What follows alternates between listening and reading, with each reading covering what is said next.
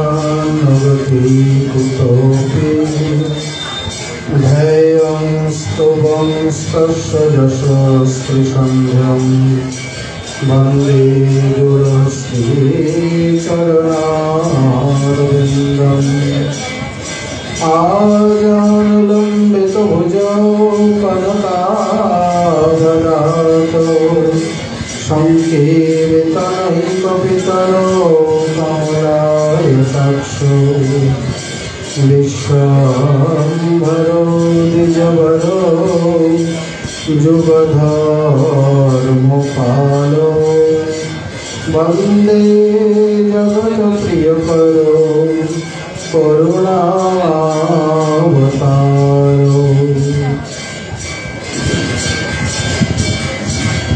वृन्दावने विहरतो विविधैर्विनोदैः श्रीदासमित्रगुरुवृन्दमूलं विधत्रो वृन्दाश्रमललितया च विशाखया च संसेवमूर्तिजुगयोश्चरणे प्रपद्ये श्रीमद्भागवतं नौमि यस्य एकस्य प्रसादतः अज्ञतानपि जानन्ति सर्वगमानति शशुकनिभृतचेता स्तद्बुद्धस्कन्दभावो पतितरुचिरलीला कृष्णसारस्तदीयं नतनतकृपया दुस्तत्तुलितं पुराणं तमखिलविजनाभिनं वैश्वसूनुं नतोऽस्मि। नमो धर्माय महते नमः कृष्णाय वेधसे ब्राह्मणेभ्यो नमस्कृत्य धर्मान् रक्ष सनातनं नारायणं नमस्कृत्य नरं चैव नरोत्तमं देवीं सरस्वतीं वैष्णवीं ततो जयमुदीरये। या दृष्टा निखिलाभसंभृतमयि पृष्ठावुपपावनि रोगाणामभिवन्दिता निरसने सिद्धान्तपत्रासिनि तृप्ताशक्तिविदायिनी भगवत् कृष्णस्य संरोपिता नस्ता तच्चरणविमुक्तिफलदा तस्यै तुलस्यै नमः। जय रूप सनातन भक्त रघुनाथ श्रीजीव गोपाल भट्ट दास रघुनाथ। এই ছয় গোসাইর করি চরণ বন্দন গাইতে বিঘ্ননাশ অভীষ্ট পুরাণ বাঞ্ছা কল্পতরুভ্যশ্চ কৃপা সিন্ধুভ্যৈব চ পতিতানাং পাবনেভ্यो वैष्णवेभ्यो नमो नमः। समश्रता वैष्णवे चरणे नमस्कार। সবে মিলে চরণ ধরে ছেড়ে দাও আমায়।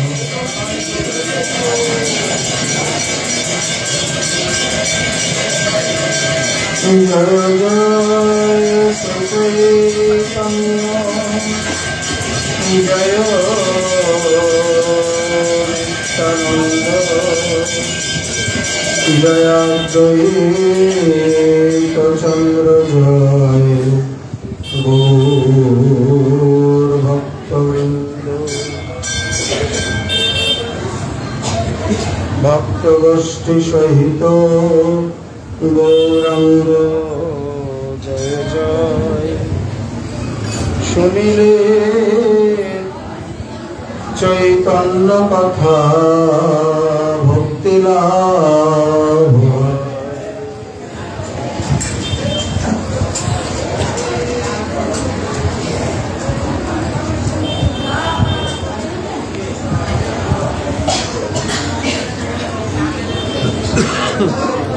ইষ্ট গোষ্ঠী কৃষ্ণ কথা করি কতক্ষণ,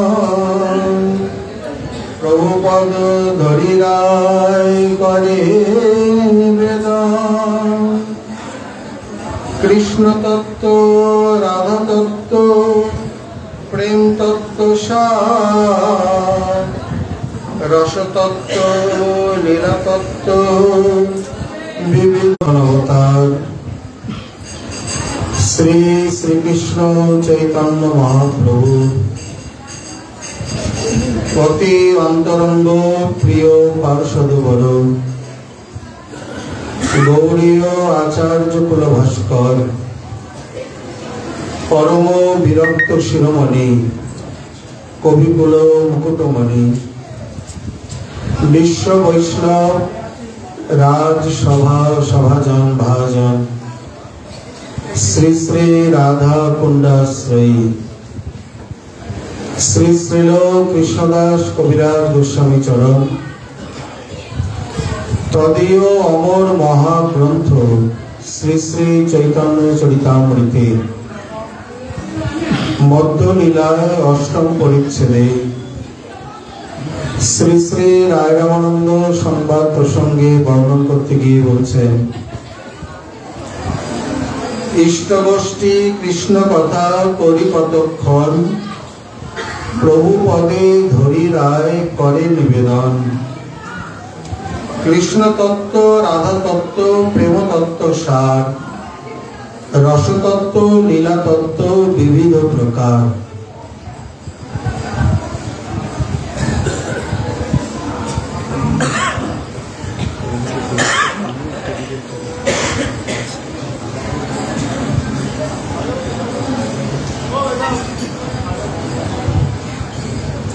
গতকাল আমরা আলোচনায় বিশ্রাম দিয়েছিলাম যে সারা রাত্রি নৃত্য গীত রোদনে এই প্রকার অতিবাহিত হতে হতে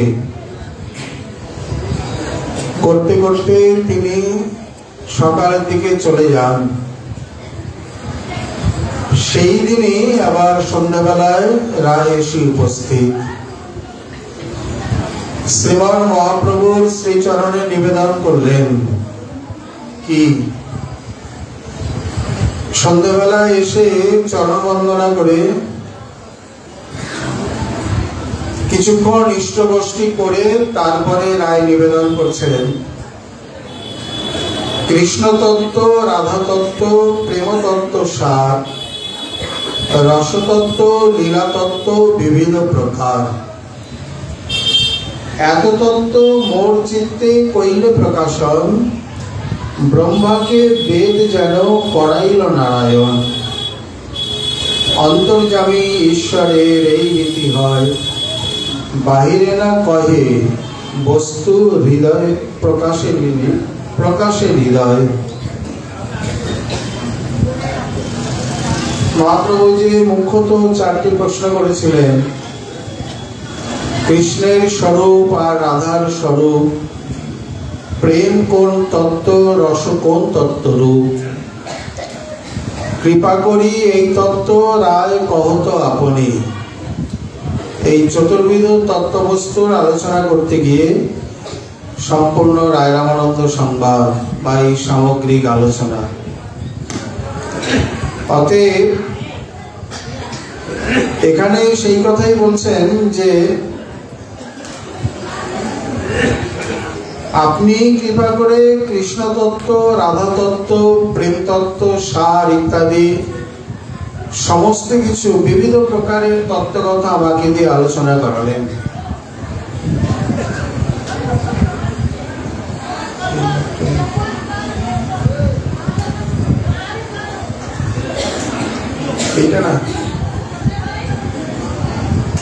অতএব এত কিছু আমার হৃদয়ে যে প্রকাশ পেল বা প্রকাশিত হলো, সেটি প্রভু আপনার কৃপায়। ব্রহ্মাকে বেদ যেন পড়াইল নারায়ণ। তিনি নিজেই জন্মাদ্যস্য যত শিরোমণি, তোমার প্রতি ছয় গোস্বামীর কৃপা হয়েছে, এখানে থেকে আর কাজ নেই, যাও তুমি ব্রজে চলে যাও। এরপরেই তিনি বৃন্দাবনে চলে আসেন। নবদ্বীপে সিদ্ধ চৈতন্য দাস বাবার কাছে গৌরমন্ত্রে দীক্ষিত হয়েছিলেন। আর এখানে এসে মদনমোহন ঠোরের গোবর্ধনের সিদ্ধ বাবার শিষ্য সিদ্ধশ্রী নিত্যানন্দ দাস বাবার কাছে পরবর্তী মন্ত্রাদি এবং বেশ গ্রহণ করেন। শুধু তাই নয়, বিষ্ণুর নাভিতে হইল এক পদ্ম, সেই পদ্মে হইল ব্রহ্মার জন্ম সদ্ম। চারিদিকে তাকালে চারটি মস্তক হয়ে গেল। আগে নাকি পাঁচটাই ছিল, একটি মস্তক রুদ্র ছেদন করে দিয়েছেন। যাই হোক, চতুর্মুখ ব্রহ্মা পদ্মের নালের মধ্যে তিনবার আবাগমন করলেন।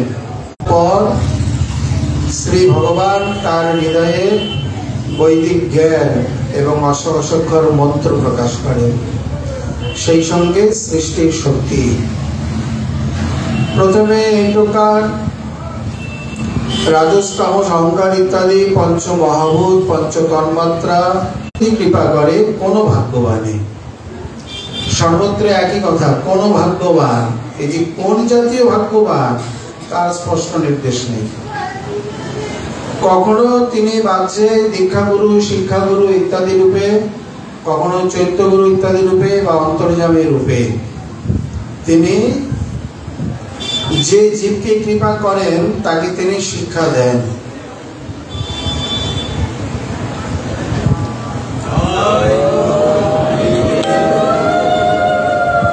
ব্যতিরিক রূপে। তাহলে এখানে অন্যায় রয়েছে যে কৃষ্ণ যদি কৃপা করে কোনো ভাগ্যবানে, গুরু অন্তর্যামী রূপে শিখান আপনে, এটা অন্যায় ভাবে। ব্যতিরিক ভাবে আমরা কিভাবে বুঝবো? ব্যতিরিক এইরকম হবে, যদি কেউ তার নিরন্তর অন্যায় কর্ম, অনীতি, অশিষ্টাচার বা এই প্রকার অশাস্ত্রীয় গর্হিত কর্ম করে চলেছে, কোনো বিবেক মানে শোধরাচ্ছে না, পরিবর্তন হচ্ছে না, স্বভাব যেমনকার তেমনই, ঊর্ধ্বগতি না হয়ে বরঞ্চ অধোগতি হচ্ছে, তাহলে বুঝতে হবে তার প্রতি কৃষ্ণের কৃপা বর্ষণ হচ্ছে না। কথা হয়তো যুক্তিতে তাই পাওয়া যায়। যদি কৃষ্ণ কৃপা করেন কোনো ভাগ্যবানে, তাহলে গুরু অন্তর্যামী রূপে শিক্ষা না করে। কৃপার লক্ষণটি এখানে তাহলে কি? শিক্ষা। কয়েক জায়গায় কয়েক প্রকারে বলেছেন।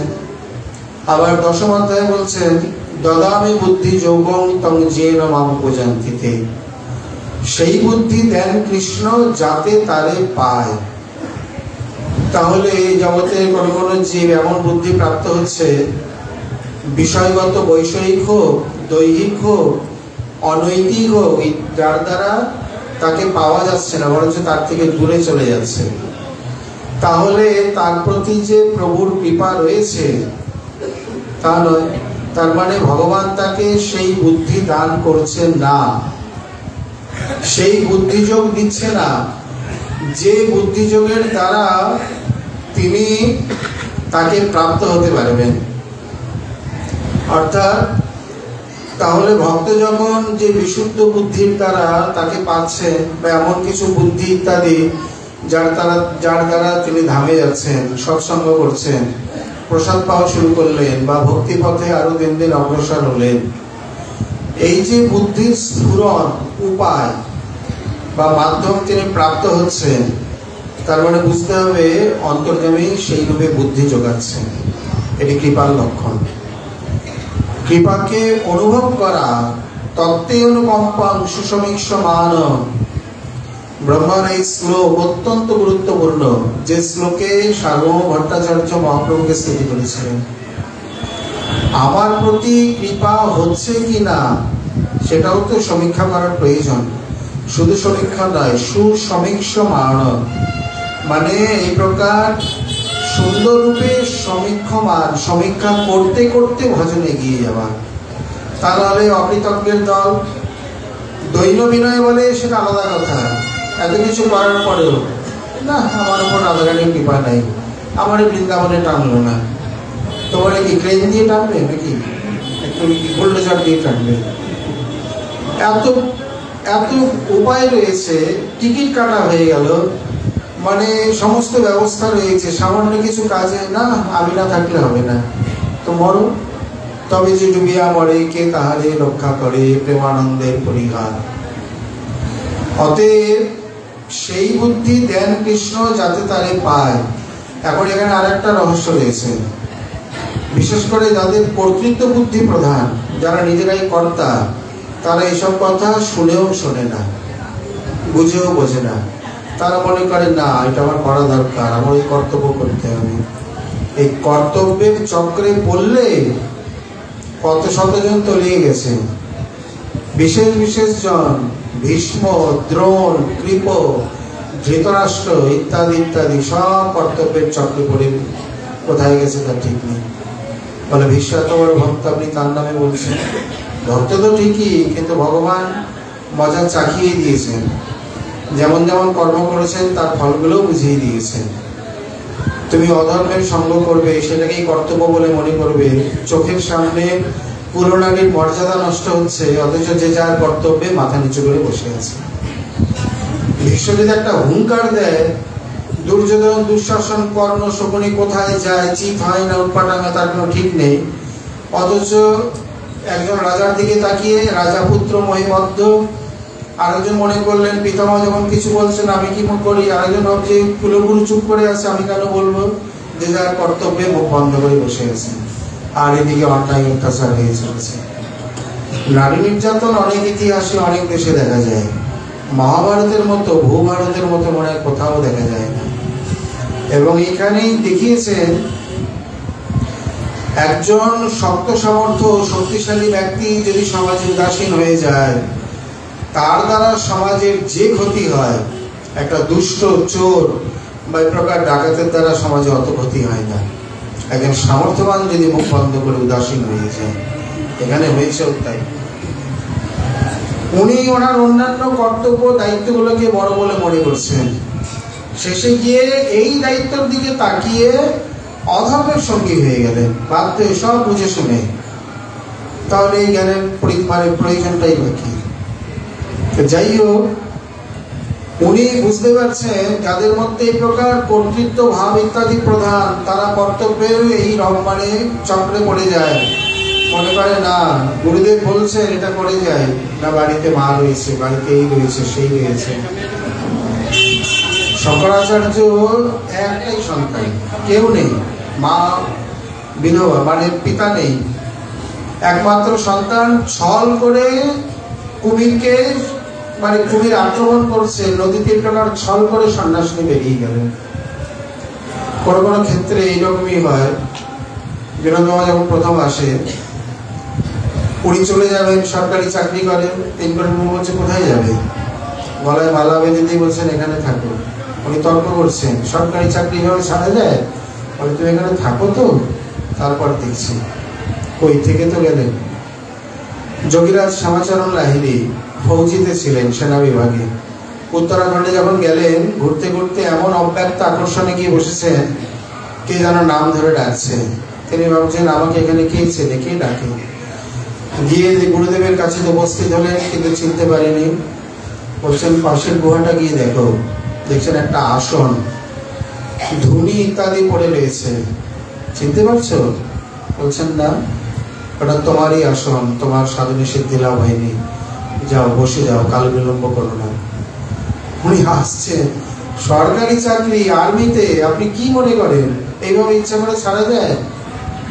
বলে তোমাকে কে চিনবে, কে জানবে, কে খুঁজবে? আমি এখানে বসে আছি, আমি চলে যাব মানুষ সরোবরে, তুমি এখানে তোমার জন্যই আছি, বসে তাড়াতাড়ি। জোর করে ধরে বসিয়ে দিলেন। কোথায় গেল সরকারি খোঁজ খবর ইত্যাদি? কোথায় হারিয়ে গেছে পাহাড়ের কোলে? কি যাও খোঁজ খবর। সারা জীবন ধরে সরকার খুঁজছে। এদিকে সাধক সাধনে লেগে গেলেন। কেউ যদি শুনেও অগ্রাহ্য করে তাহলে সেখানে কি করবেন? অন্তর্যামী বারবার গুরু রূপে, বৈষ্ণব রূপে, বন্ধু রূপে, শাস্ত্র রূপে, নাম রূপে, ধাম রূপে, সদ উপদেশ, পাঠ, কথা কীর্তন ইত্যাদি রূপে নানাভাবে কৃপা করছেন এবং বিবেক জাগাবার চেষ্টা করছেন। তারপরও যদি আমরা না শুনি তাহলে কার দোষ? ভগবত ভাব ধীরে ধীরে প্রকাশ হতে শুরু করেছে। বাহিরে না কহে বস্তু প্রকাশে হৃদয়, মুখে কিছু বলে না, কিন্তু হৃদয়ে কৃপা করে প্রকাশ করে তাকে বোঝায়। কিন্তু প্রভু এইভাবে তো কৃতজ্ঞতা প্রকাশ করলেন, করেই বলছেন, যেমন রামায়ণে সংশয়ী ভক্ত হলেন সুগ্রীব, আর ভাগবতে সংশয়ী ভক্ত হলেন শ্রী অক্রূর মহাশয়। ওনারও ভগবত্তার সংশয় ছিল, নিজের স্ত্রী রাজ্য পেয়ে এমন ভাবে মেতে গেছে, সীতার খোঁজের আর কোনো তার নামগন্ধ নেই। তখন শ্রী রামচন্দ্র রোষ ভরে হুঙ্কার করতে লাগলেন, স্ত্রী হয়নি, পারবে কি সেই পাহাড়ের মতো কংসকে নিধন করতে? একদিকে ভগবান বলছে, একদিকে সংশয় করছে। পরে তো অক্রূর ঘাটে গিয়ে যখন যমুনায় ডুব দিলেন, দশাবতার আদি রূপে তাকে দেখিয়ে নিঃসংশয় করলেন। সঙ্গে সঙ্গে ভিজে কাপড়ে উঠে কৃষ্ণ বলরাম রথে বসেছিলেন, সেখানে গিয়ে আবার প্রণাম করলেন। ইনিও কি রঙ্গিলা ঠাকুর কম নাকি? ইনি বলছেন, কাকা আপনি যে বারবার কি করে, কোথায় আমরা প্রণাম করবো, তারা আপনি বারবার প্রণাম করছেন।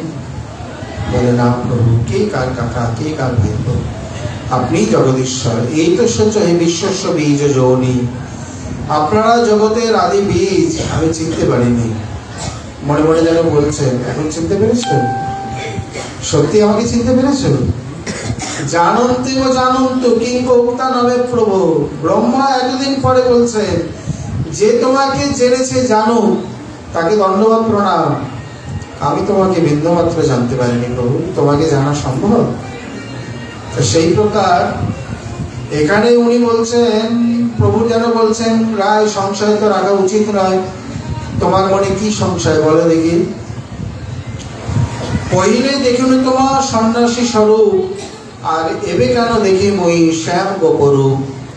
তোমার সম্মুখে দেখি কাঞ্চন পঞ্চালিকা, তার গৌর কান্তে তোমার সর্ব অঙ্গ ঢাকা। হয়ে গেল যাকে বলে ভান্ডাফোড়। এতক্ষণ অনেক গোপনে রেখেছিলেন, অনেক কিছুই করছিলেন, কিন্তু ধীরে ধীরে প্রথমে বললেন অন্তর্যামী রূপে হৃদয়ে প্রকাশ পায় এখানে ভগবৎ স্বরূপ। সেই ভগবৎ স্বরূপ কি, কে? রাম না নৃসিংহ, শিব না বরাহ, মৎস্য না কুর্ম, কে? পরিষ্কার করে দিলেন। তুমি যখন প্রথমে এসেছিলে এ কথা সত্যই, যখন প্রথমে স্নান করতে এসে গোদাবরী তীরে দর্শন হলো, তখন সন্ন্যাসী রূপে। অবাক হয়ে গেলেন, জগতে এমন ভুবনমোহন সন্ন্যাসী আছে যার রূপে নদী নদী তট একেবারে সব আলোকিত।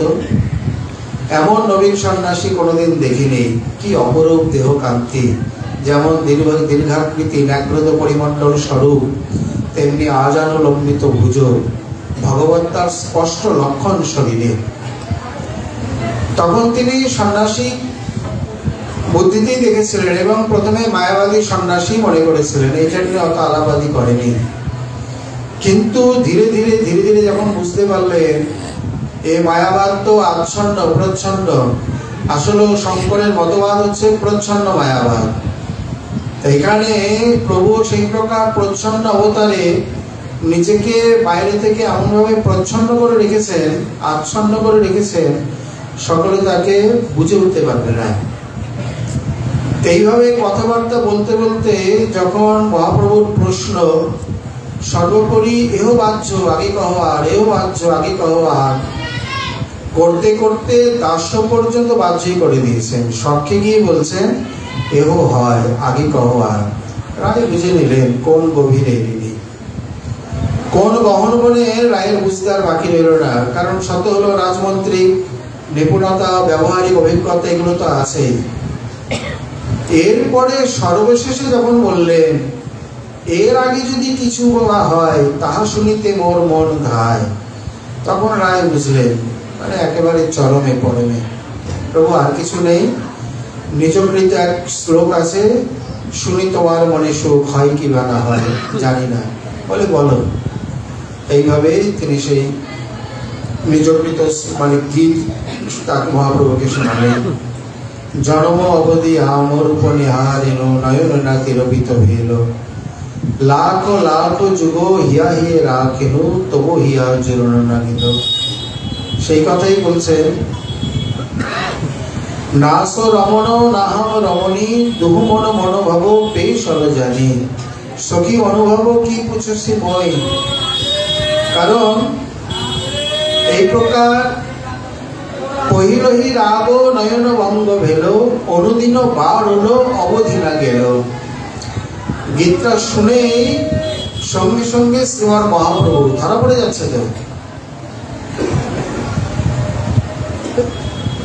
এই যে এখানে নাস রমণ নাহম রমণী, এরপরে তো একেবারে পরিষ্কার ধরা পড়ে গেলেন, মানে ধরা পড়েই গেলেন, প্রকাশ হয়েই গেল। তাড়াতাড়ি গিয়ে রায় রামানন্দের মুখ চেপে ধরেছেন, আর বলার দরকার নেই। রায়ের বুঝতে আর বিন্দুমাত্র কোনো বাকি রইল না। কিন্তু ধীরে ধীরে ধীরে ধীরে কিভাবে তিনি মহাপ্রভু ভগবত্তা প্রকাশ করছেন, এটি রায়ের একটি অন্যতম কৌশল। প্রথমে অন্তর্যামী ভগবৎ স্বরূপ, তারপরে বলছেন প্রভু সংশয় ছিল বলবো, আমি তোমাকে প্রথমে মায়াবাদী সন্ন্যাসী সাংকরপন্থী তো বটে, কারণ ভারতী সম্প্রদায়ে তিনি সন্ন্যাস নিয়েছেন। পুরী, ভারতী, গিরি, অরণ্য, পর্বত, নদী, সাগর, সরস্বতী, এই দশবিধ সম্প্রদায় তারই প্রবর্তিত।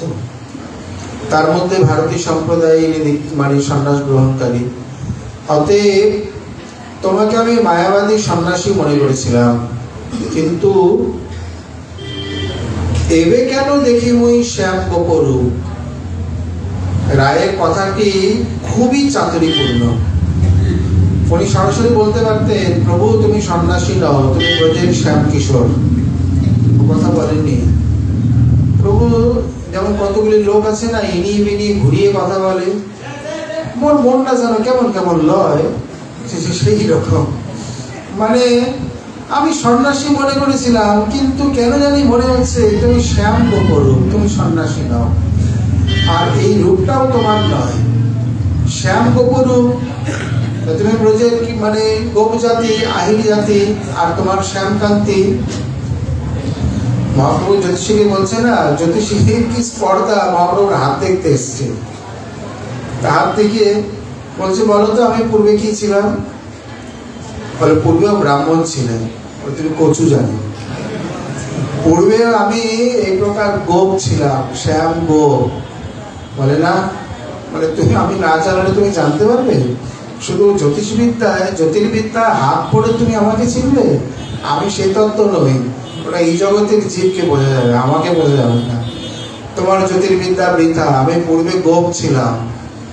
তো ঠিকই তো, পহিলে দেখিল তোমার সন্ন্যাসী স্বরূপ, আর এবে কেন দেখি মই শ্যাম গোপরূপ। আচ্ছা এই পর্যন্ত বললেই হতো। তারপরে বলছে না, তোমার সম্মুখে দেখি কাঞ্চন পঞ্চালিকা। পঞ্চালিকা মানে পুতুল, কাঞ্চন পঞ্চালিকা মানে সোনার পুতুল, আর তার গৌর কান্তে তোমার সর্বঅঙ্গ ঢাকা। এখানে কবিরাজ গোস্বামী মহাপ্রভুর আবির্ভাবের বা স্বরূপের সামান্য এবং বিশেষ লক্ষণ দু জায়গাতে দুইভাবে প্রকাশ করেছেন। শাস্ত্রকে না সবকিছু মানে রোমন্থন করতে হয়, তাহলে তার থেকে সার বেরিয়ে আসে। যেমন এই কথা কোথায় বলেছেন, চৈতন্য চরিতামৃতে চতুর্থ লীলা আদি লীলার চতুর্থ পরিচ্ছেদে তৃতীয় পরিচ্ছেদে বলেছেন সামান্য কারণ। রাধিকার ভাবকান্তি করি অঙ্গীকার, এই মতো নবদ্বীপে করিব অবতার। এখানে রাধা ভাব দ্যুতি সুবলিতং নৌমি কৃষ্ণ স্বরূপম, স্বরূপ দামোদর প্রভুর কর্চার এই অংশের অনুবাদ। উনি দুভাবে কেন বলেছেন? স্বরূপ দামোদর প্রভু দুভাবে বলেছেন, সামান্য বিশেষ আকারে। উনি এতটাই আনুগত্য প্রকাশ করেছেন, একটু এদিক ওদিক যাননি, যেমন বলেছেন তেমন ভাবে প্রকাশ করেছেন।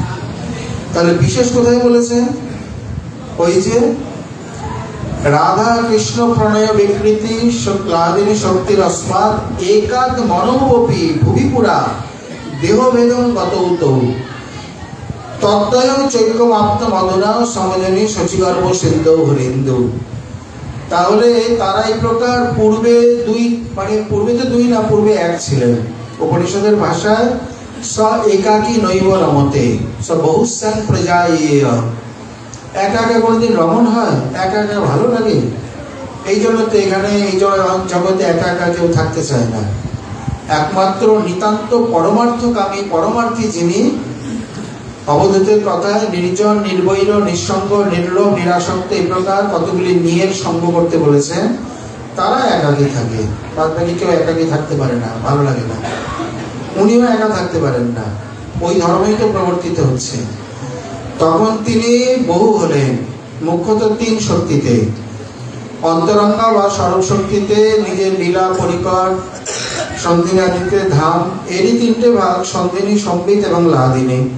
সন্ধিনীতে ধাম পিতামাতা গুরুজন ইত্যাদি, লাদিনীতে স্বয়ং স্ত্রী ভানুনন্দিনী সখীগণ ইত্যাদি, সম্বিতে জ্ঞান ইত্যাদি। আর বহিরঙ্গা বা মায়া শক্তিতে সম্পূর্ণ জগৎ, তটস্থা বা জীব শক্তিতে সম্পূর্ণ জীব জগৎ। এইভাবে বিরাট সংসারী হয়ে, প্রথমে তো সন্ন্যাসীই ছিল, কেউ ছিল না, একা ছিল। এত সন্ন্যাস ভালো লাগে না। বিরাট সংসারী হয়ে গেলেন, খেলাধুলা শুরু করলেন। খেলিছ হে বিরাট শিশু বিশ্ব হয়ে, রবি শশী তারকা খেলনা তব আনো মনে প্রভু নিরজনে। যখন খেলতে ইচ্ছা হয়, জগৎ সৃষ্টি করেন, যখন খেলাধুলা ভালো লাগে না, ঘুম পায়, তখন সব ভেঙে চুরি দিয়ে চলে গেল ঘুমাতে। এই যোগনিদ্রায় পড়ে রইলেন কতদিন? বলে তুমি গুনতে থাকো। তারপরে যখন আবার ইচ্ছা জাগবে, আবার একটু হাইটাই তুলে কোথায় আমার খেলনাগুলো দেখি, বাচ্চারা যেমন করে, আমার পুতুলটা কোথায় গেল, আবার নিয়ে সৃষ্টিলীলা শুরু করলেন। এই অনাদিকাল থেকে হয়েই চলেছে। কত শত আনন, কত চতুর আনন, নত আদি অবসানা, তো হে জনমে পুন, তো হে সমাও, তো সাগর লহরী সমানা। সাগরের তরঙ্গের শেষ নেই, তার খেলারও শেষ নেই। এইভাবে তিনি এমন রূপে খেলছেন, খেলতে খেলতে যখন, তাহলে পূর্বে এক ছিল, এক থেকে দুই হলো। তদ্বয়ং চ ঐক্যম আপ্তম, পুরা দেহভেদং গতভূত। তাহলে দেহভেদ তখন হয়েছিল, মানে নিজের স্বরূপ থেকেই ভেদ হয়েছিল। কিভাবে? কে কে? রাধা এবং কৃষ্ণ। এইভাবে অনন্তকাল লীলাদি করা, মানে লীলা করেই চলেছেন। তারপর মনে হলো তাহলে এক থেকে দুই হয়েছে, এবার দুই মিলে এক হয়ে দেখি এটি আমার কেমন। মানে রঙ্গিয়া ঠাকুর শুধু বসে বসে মাথায় বুদ্ধি খেলায়, কি করবেন, কিভাবে খেলবেন, নতুন নতুন কি কি খেলা খেলা যায়। একা রূপে খেললেন, দুই রূপে খেললেন, আবার দুইয়ের মিলন রূপে এভাবে খেলবেন। রসাস্বাদনেও তেমনি তাই, সম্ভোগ, সংকীর্ণ সম্ভোগ, বিস্তীর্ণ সম্ভোগ, সাপনিক সম্ভোগ, সমৃদ্ধ সম্ভোগ, এইবারে গিয়ে সমৃদ্ধিমান সম্ভোগ। এটা কেন বাকি থাকে? কিন্তু ওটা করতে গেলে দীর্ঘ বিরহ দরকার। বলে করো, আমার চিরমিলনের কি দরকার, চিরমিলিত আছি। যোগমায়াকে বললেন তুমি করো, আমি ওনা জানি, না জানে গোপীগণ, কবু মিলে কবু না মিলে দৈবের ঘটন। মো বিষয়ে গোপীগণ উপপতি ভাবে, যোগমায়া করিবে আপন প্রভাবে। তার নাম লম্বা চড়া বিচ্ছেদ নাম, একেবারে শতবর্ষের বিচ্ছেদ। তারপরে যে মহা চমৎকারময় মিলন হলো, সেটি হলো সমৃদ্ধিমান সম্ভব। গোস্বামীগণ ওই ব্রহ্মবিবর্ত পুরাণে শ্রীরামের অভিশাপকে ধরেনি, রসগতভাবে এই কারণটিকে ধরেছে। রসিক শেখর মিলনে বিরহে যাবতীয় যত বিভাগ রয়েছে, বিভাগ অনুবিভাগ সমস্ত প্রকারের রসাস্বাদন করল, নিত্য নতুন তার খেলা। অতএব তারা দেহভেদ হলে দুই হলেন, দুই হয়ে তদ্বয়ং চ ঐক্যম আপ্তম অধুনা, অধুনা ইদানীন্তন বিশেষ কল, তারা দুই এক হয়ে এইবার কি হলেন? শ্রী গৌর সুন্দর হলেন। আগে কি বলবে? তুষ্ট হইয়া প্রভু তারে দেখাইল স্বরূপ, রসরাজ মহাভাব দুই এক। তাহলে প্রথমে বললেন তোমার সম্মুখে দেখি কাঞ্চন পঞ্চালিকা, ওখানেও একই কথা বলেছেন। প্রথমে বলছেন রাধিকার ভাবকান্তি করি অঙ্গীকার, এই মতো নবদ্বীপে করিবে অবতার, এটি সামান্য লক্ষণ। আর রাধাকৃষ্ণ এক আত্মা দুই দেহ ধরি, অন্যান্য বিলাসের রস আস্বাদন করি, সেই দুই এক এবে তদ্বয়ং চ ঐক্যম আপ্তম, একতার ভাব ঐক্য, সেই দুই এক এবে চৈতন্য গোসাই লীলা রস আস্বাদিতে দোহে হইলা একটাই। ওটা সামান্য, এটা বিশেষ। চতুর্থ পরিচ্ছেদে বলেছেন, আবার মধ্যলীলার অষ্টম পরিচ্ছেদ রায় রামানন্দের শ্রী মুক্তি ওইভাবে দুটি কথাই বলেছেন। তার গৌর কান্তে তোমার সর্বাঙ্গ ঢাকা, এটি সামান্য কারণ, ওই যে রাধা ভাব দুটি সুবলিতম, কারণ তার ভাবকান্তি তিনি নিয়েছেন। আবার আগে গিয়ে যখন বলবেন মোর আগে প্রভু তুমি না করিও ভারী ভুরি, তো আমার আগে তোমার এই রূপ তুমি চুরি করো না, দেখাও, তখন প্রভু তাকে কৃপা করে রসরাজ মহাভাব যে মিলিত রূপ দেখিয়ে দিলেন এবং পরিষ্কার বললেন গোপেন্দ্র শ্রুত বিনা দেহ না স্পর্শে অন্যজন। রাধারানী যে অনন্য নিষ্ঠাবতী পরমা সতী, যার পাতিব্রত ধর্ম বাঞ্ছে অরুন্ধতী, সেই ধর্মের কথাও এখানে একবারে স্পষ্টীকৃত হয়ে গেল। তাহলে এখানেও সামান্য বিশেষ আকারে বলেছেন। পরম পূজ্যপাদ শ্রী প্রাণগোপাল প্রভু প্রথম জীবনে এটিকে ঠিক বুঝে উঠতে পারেননি, এত বড় বক্তা, তাহলে কি হবে? বৃন্দাবনে কিনুবাবুর কুঞ্জে না কোথায় যাই হোক পাঠ হচ্ছিল, উনি আসলে এই পাঠের আসল বস্তু ব্রজবাসী মহাত্মাগণ চাতকের মতো অপেক্ষা করতেন। এইরকম মানে শুদ্ধ সিদ্ধান্ত রসগত পাঠ কোথায় শুনবেন? তখনকার দিনে এত পাঠ কীর্তনের প্রচলন সম্প্রদায়ে ছিল না, সকলে নিজের অন্তরঙ্গ ভজনেই মত্ত থাকতেন। তা উনি পাঠ করছেন, সিদ্ধ রামকৃষ্ণ পণ্ডিত বাবা অন্যতম মুখ্য শ্রোতা, প্রাণগোপাল প্রভুর আবার শিক্ষাগুরু, মুখে কিছু বলতে হতো না, ওনাকে দেখা মাত্রই ওনার মনের যে সংশয় পূর্বপক্ষ প্রশ্ন ইত্যাদি আপনা আপনি মীমাংসিত হয়ে যেত।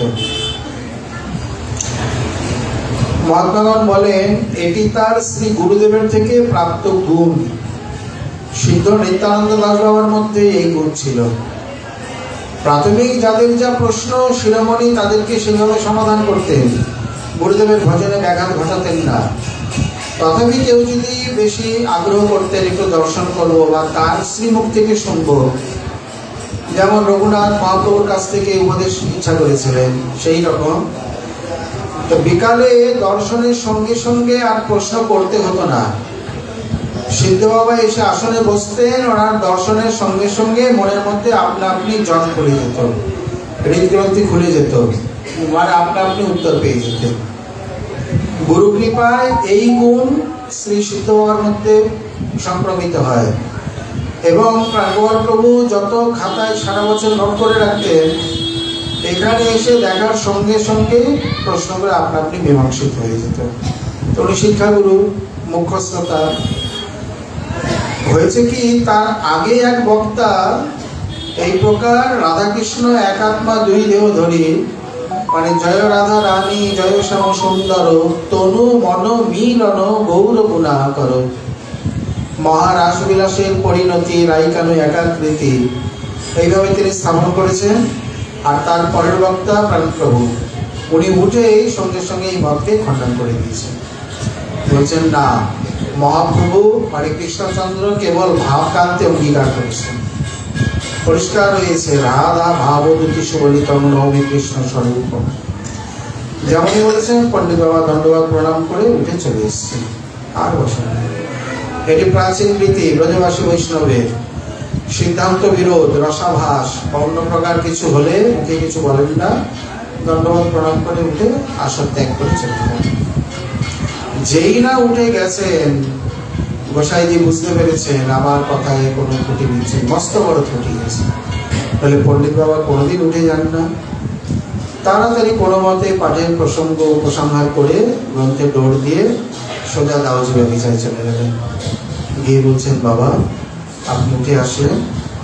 বলছেন না, মানে একটু অসুস্থতার ভান করলেন আর কি, আসলে অসুস্থ নয়। বলছেন না এমনি। না বাবা, আপনি তো কোনোদিন পাঠ ছেড়ে মাঝখানে উঠে আসেন না, নিশ্চয়ই আমার কোনো ভুল হয়েছে, বাবা কৃপা করে বলুন। বলছেন না না, আপনি এত বড় ভারত বিখ্যাত বক্তা, আপনার ভুল হবে কি করে? না বাবা, এইসব কথা ছাড়ুন, কৃপা করে বলুন। বলছেন, গোসাইজি নিতাই গৌর আপনাদের ঘরের ধন, আপনারা দিলে তবেই আমরা পাবো, কিন্তু তাই বলে কি আমাদের এইভাবে বঞ্চনা করতে হয়? মানে মহতের বাণী কিভাবে ঘা দেয়, সুচ হয়ে প্রবেশ করে।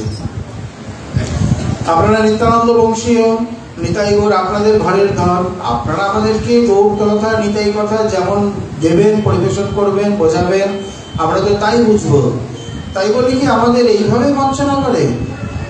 যেখানে উভয়ের মিলিত তনু, আর সেখানে আপনি পরিষ্কার বলে দিলেন, মানে ওইটা খুলে বলেনি, বক্তব্যটা এই প্রকার, আপনি সামান্য লক্ষণ বলে দিলেন। বলছেন, বাবা কৃপা করুন, এসব কথা ছাড়ুন, কোথায় ভুল হচ্ছে সেটা বলুন। বলছেন, আপনি চৈতন্য চরিতামৃত পড়েননি? এখানে পরিষ্কার রয়েছেন তত্ত্বয়ং চৈকম আপ্তম, এবং সর্বতভাবে যার অনুবাদ কবিরাজ গোস্বামী করে গেছেন। যদি এই গ্রন্থ ভুল অনুবাদ হতো তাহলে রাধারানী চক্রবর্তীবাদকে বলে দিতেন এই গ্রন্থে ভুল আছে। উনি পরিষ্কার বলছেন, কবিরাজ আমার লোক, এই গ্রন্থের দাড়ি কমা পর্যন্ত সত্য। এখানে যে মন্ত্র ব্যাখ্যা করেছে সেটা তুমি বোঝার চেষ্টা করো। বর্ণাগম ভাস্বত নামে একটি গ্রন্থ আছে, সেখানে বয়ের পূর্বে যে জকার আছে তাকে অর্ধক্ষর মানা হয়। যাও সেই গ্রন্থ দেখো, তুমি না বুঝে কোটে ঝাল দিতে যাচ্ছ। কবিরাজের সিদ্ধস্বরূপের নাম কস্তুরী মঞ্জুরি। কস্তুরী কেউ দেখেছেন, গন্ধ পেয়েছেন এই জীবনে? আর দেখো ভাগ্যের ব্যাপার, এখানে যদি মনে করুন কোনো কৌটার মধ্যে কস্তুরী আছে, কস্তুরীর ডিব্বাটা যদি এখানে খোলা যায় পুরো কুণ্ড গন্ধে ভরে যাবে, এত সুগন্ধ খোলার সঙ্গে সঙ্গে।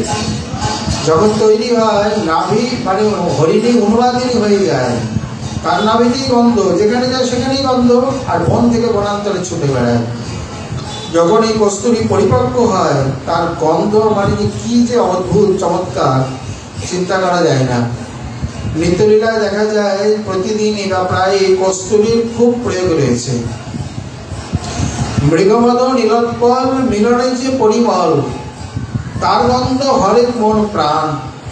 মৃগমদ মানে কস্তুরী, কস্তুরী নীল উৎপল আর এই প্রকার কুঙ্কুম ইত্যাদির মিলনে যে অঙ্গরাগ তৈরি হয়, সেই অঙ্গরাগে রঞ্জিত শ্যামতনু, তার যে পরিমল, তার যে অঙ্গগন্ধ, ও কে বলতে পারে, কে ব্যাখ্যা করতে পারে?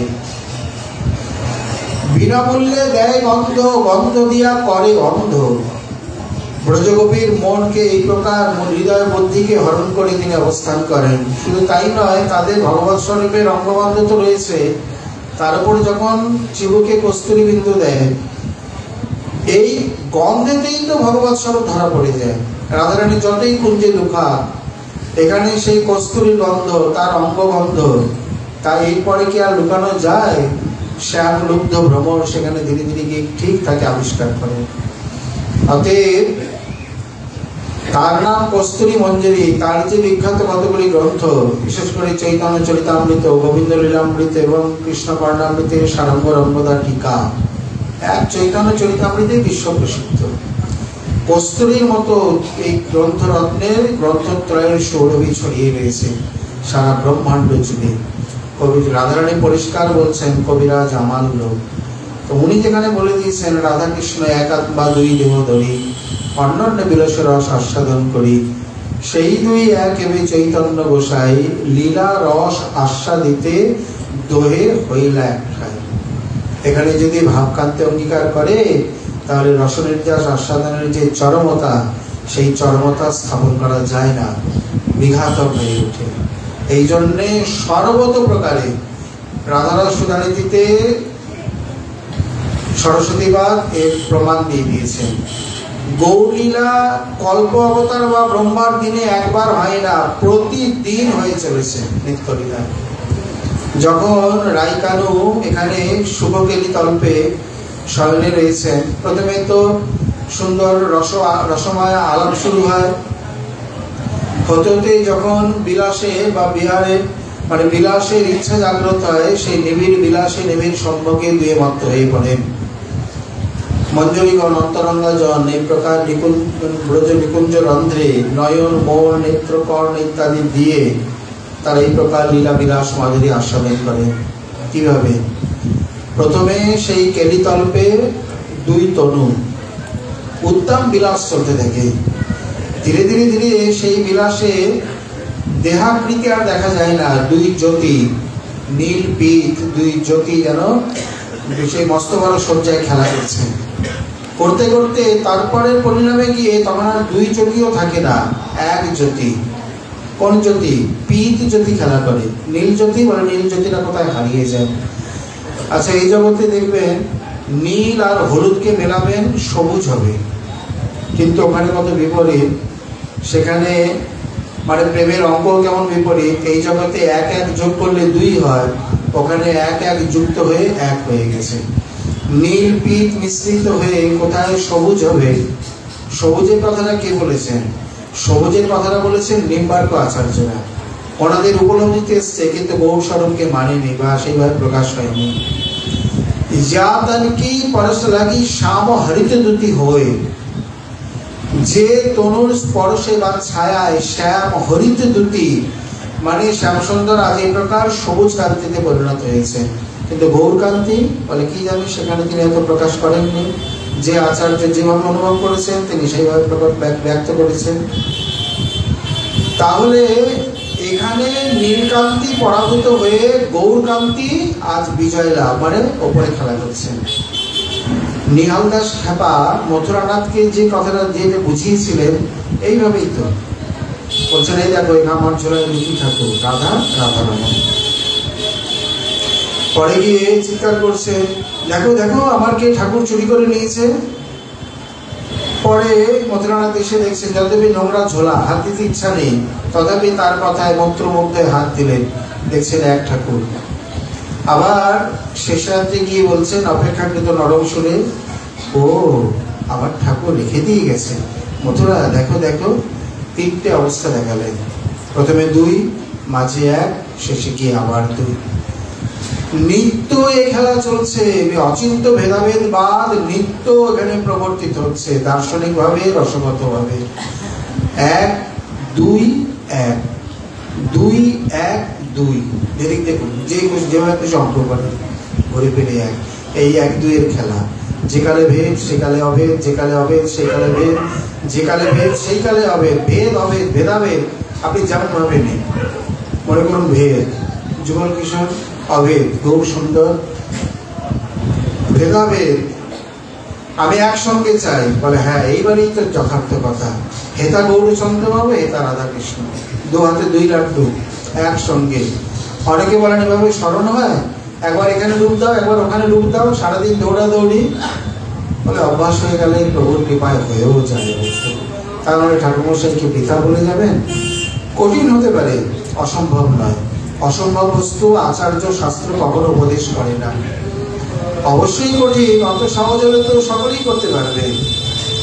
তাহলে এত বড় তত্ত্বকে আপনি পরিষ্কার বলে দিলেন শুধু ভাবপ্রার্থী। প্রাণগোপাল প্রভু মর্মে মর্মে বুঝলেন বাবা কি বলতে চাইছেন, বা গৌর সুন্দরীর স্বরূপ কি, তার স্বরূপ মাধুরী বা কি। এই কথা রায় রামানন্দ বলছেন, তোমার সম্মুখে দেখি কাঞ্চন পঞ্চালিকা, তার গৌর কান্তে তোমার সর্বঙ্গ ঢাকা। এখানে একবারে বলেনি, উত্তম বস্তু তো ধীরে ধীরে চাবিয়ে চাবিয়ে খাবো। 18,000 রসগোল্লা একবারে খাবো নাকি? একটা একটা করে ধীরে ধীরে রসাস্বাদন করবো। এইখানে প্রথমে বাহ্য লক্ষণ বললেন, মহাপ্রভু কি উত্তর দিচ্ছেন শোনো। তাহাতে প্রকট দেখি সবংশী বদন, নানাভাবে চঞ্চল তাহি কমল নয়ন। এই মতো তোমা দেখি হয় চমৎকার, অকপটে কহ প্রভু কারণ ইহার। শুধু তাই নয়, গৌরকান্তে আবৃত হয়ে তাতে আমি দেখছি সবংশী বদন। দুটি লক্ষণ বিশেষ করে বলেছেন, একটি সবংশী বদন আর তাহে চঞ্চল নয়ন, মানে শহরের মতো মিনের মতো খঞ্জটিক নয়ন। এই প্রকার প্রভু, এর কারণ কি? মানে আমার মনে এইরকম হচ্ছে কেন, তুমি কিভাবে পরিষ্কার করে দাও না। প্রভু কয়ে, কৃষ্ণে তোমার গাঢ় প্রেম হয়, প্রেমের স্বভাব এই জানিহ নিশ্চয়। মহাভাগবত দেখে স্থাবর জঙ্গম, তাহা তাহা হয় তার শ্রীকৃষ্ণ স্ফুরণ।